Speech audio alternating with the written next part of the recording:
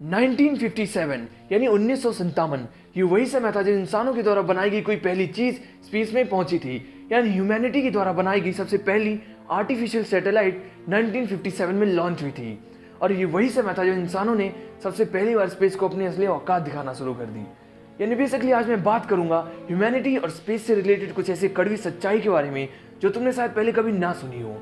तो चलो यार स्टार्ट करते हैं बिना टाइम वेस्ट किए। Let's begin.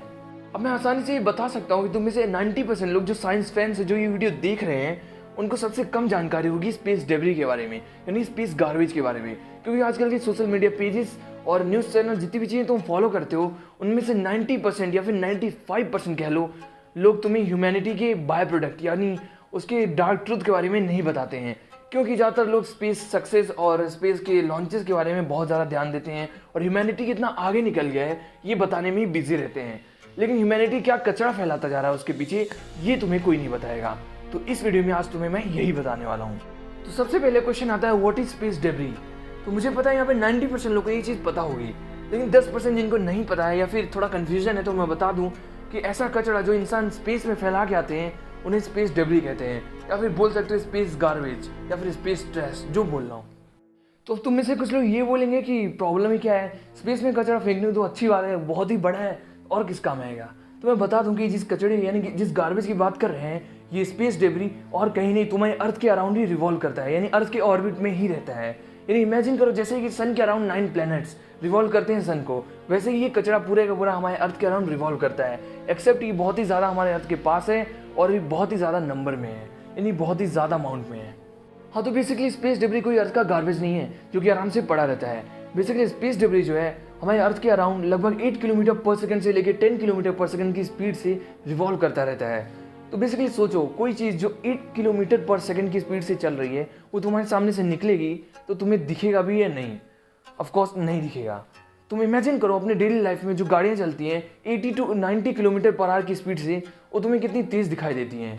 तो सोचो जो चीज़ 8 किलोमीटर पर सेकंड की स्पीड से चल रही है अगर उसको तुम कन्वर्ट करो किलोमीटर पर आवर में तो उसका मेजरमेंट होगा लगभग 28,800 किलोमीटर पर आवर। अब तुम सोच लो कोई ऐसी गाड़ी यानी कोई ऐसा व्हीकल जो तुम्हारे सामने से इतनी स्पीड से निकले तो क्या हालत होगी तुम्हारी, या फिर कोई चीज़ उससे टकरा जाए तो उसका क्या होगा। तो अगर अभी तक तुमको स्पेस डेब्री डेंजरस नहीं लग रहा है तो शायद अब लगने लगेगा, क्योंकि अब मैं बात करूंगा कितने अमाउंट में ये प्रेजेंट है, यानी बेसिकली कितने अमाउंट में ये अर्थ को रिवॉल्व कर रहा है। तो अगर हम बात करें यूएस स्पेस सर्विलांस नेटवर्क के मुताबिक अक्टूबर 2019 तक ही 20,000 से ज़्यादा आर्टिफिशियल ऑब्जेक्ट्स हमारे अर्थ के अराउंड रिवॉल्व कर रहे थे। उनमें से 2,218 ऑपरेशनल सैटेलाइट्स थी जो कि काम करती थी, बाकी के सारे स्पेस डेब्री थी। और अगर तुमको लगता है कि बात यहीं पे खत्म हो जाती है तो ना भाई ना, तुम बहुत नादान हो, आगे सुनो। ये सिर्फ बात की मैंने कुछ ऐसे ऑब्जेक्ट की जो कि बहुत ज़्यादा बड़े थे, यानी आसानी से ट्रैकेबल थे, ट्रेसेबल थे। लेकिन अगर बात करें छोटे ऑब्जेक्ट्स की तो जनवरी 2019 के रिपोर्ट के मुताबिक एटलीस्ट 1 सेंटीमीटर से भी छोटे ऑब्जेक्ट्स 128 मिलियन पीसेस प्रेजेंट है इसके हमारे अर्थ के ऑर्बिट में। यानी बेसिकली हिंदी में बोलूं तो 12 करोड़ 8 लाख पीसेस प्रेजेंट हैं 1 सेंटीमीटर से भी छोटे ऑब्जेक्ट्स के हमारे अर्थ के ऑर्बिट में। और अब अगर तुमको लग रहा है ये तो बहुत ज़्यादा है तो आगे सुन लो, क्योंकि इसके अलावा हमारे अर्थ के ऑर्बिट में एटलीस्ट 900K यानी 9 लाख पीसेस जो कि 1 सेंटीमीटर से लेकर 10 सेंटीमीटर के बीच में प्रेजेंट है हमारे अर्थ के ऑर्बिट में। और सिर्फ इतना ही नहीं, इसके बाद भी 10 सेंटीमीटर से बड़े ऑब्जेक्ट्स जो कि एटलीस्ट 34,000 अमाउंट में है वो भी प्रेजेंट है हमारे अर्थ के ऑर्बिट में। हाँ, तो थोड़ी देर पहले मैंने तुमको बताया था कि किसी भी स्पेस डेब्री की स्पीड एटलीस्ट 8 किलोमीटर से लेकर 10 किलोमीटर पर सेकंड की स्पीड से होती है।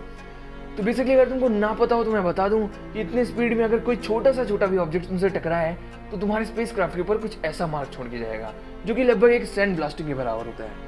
तो इतना सब सुनने के बाद सबसे बड़ा क्वेश्चन ये आता है कि इतना स्पेस डेब्री क्रिएट कैसे होता है। तो इसके 2 मेन रीजन हो सकते हैं। पहला, जब कोई भी सैटेलाइट एक दूसरे से टकरा जाए या फिर स्पेस डेब्री एक दूसरे से टकरा जाए, और सैटेलाइट्स टकराना बहुत ही रेयर केस है, तो स्पेस डेब्री ज़्यादातर एक दूसरे से टकराते हैं या फिर सैटेलाइट से टकरा जाते हैं जो कि टूटने के बाद खुद स्पेस डेब्री का पार्ट बन जाते हैं।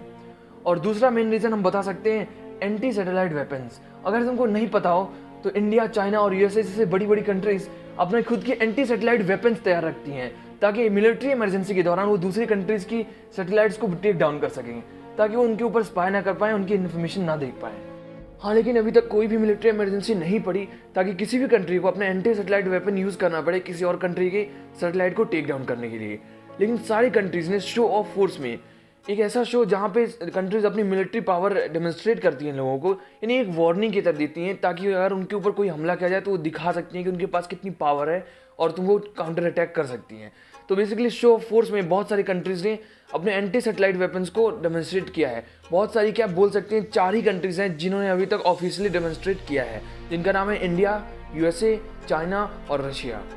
और ये सारे देश यानी इंडिया, चाइना, यूएसए और रशिया ने अपनी खुद की सैटेलाइट को अर्थ की ऑर्बिट में ब्लास्ट किया, ताकि दिखाने के लिए कि उनके पास एंटी सैटेलाइट वेपन्स हैं और बहुत ही ज़्यादा पावरफुल हैं। तो बेसिकली इन्होंने अपनी पावर तो दिखा दी, लेकिन जो स्पेस डेब्रिस क्रिएट हो रहा है इससे, वो बहुत ही ज़्यादा खतरा है हमारे आने वाले फ्यूचर के लिए।